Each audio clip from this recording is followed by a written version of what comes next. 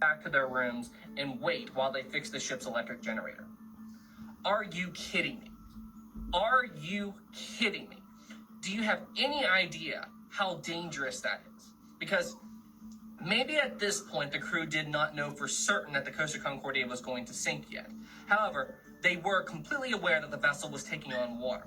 And you have to remember that a lot of staterooms on these ships are actually pretty close.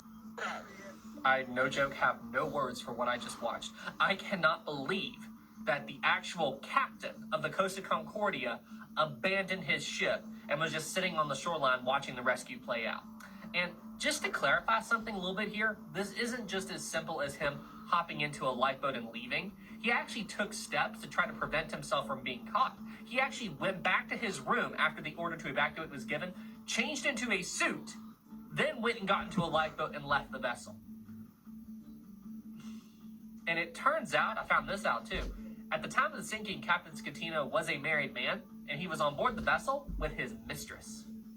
Yeah, wow, that shows a real good judge of character right there on you, man. Listen, that's pretty messed up. And then anyway, a little bit later, after the rescue was completed, and the cleanup of the Costa Concordia wreck site was actually underway, Captain Scatino ended up going to trial for this, which he should. You know, a captain should be the last person off a vessel. You are the captain of the ship. It is your responsibility to make sure all the passengers and crew that are on that ship and under your watch get off the vessel before it sinks. Anyway, at the trial for this, he actually said, and I'm not making this up, he tripped and fell into a lifeboat. I'm sorry, but it makes me mad just talking about it. And then he has the guts to say to the Coast Guard that he's coordinating the rescue from the shoreline. Coordinate the rescue on your ship. You are the captain. It is your responsibility to all of those people on board that vessel. You know Captain Smith on the Titanic? He didn't leave the ship until quite literally the final moments of the sinking. Captain Smith was last seen going into the water as the bridge of the Titanic right here was going under. He never got into a lifeboat. He never did anything. He was a captain on his vessel, and he did everything he could to ensure that as many people as possible got off the Titanic before it sank. Captain Scatino, you could learn a thing or two from Captain Smith. Now, Brightside, who really sunk the Titanic. okay, so in case you're not aware, there's this YouTube channel that makes all these bullcrap videos about the Titanic. I can't stand them. And they're called Brightside.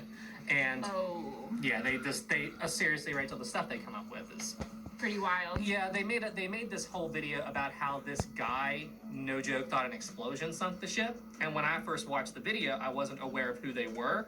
And I thought, well, obviously it wasn't an explosion, but my logical thinking at the time was maybe he mis-ID'd the impact as an explosion. Possibly he heard one picture of a very popular room on the Olympic before this retrofit, and then I found a picture of it after. You know the grand staircase? The most beautiful room on the Olympic class ships, in my opinion? Well, somebody had the bright idea to paint it green. Why? Why would you do this? I would love to talk to whoever made this design decision and give them a piece of my mind. I mean, honestly, the grand staircase is one of the most iconic rooms on the ship. Why would you paint it green? Anyway.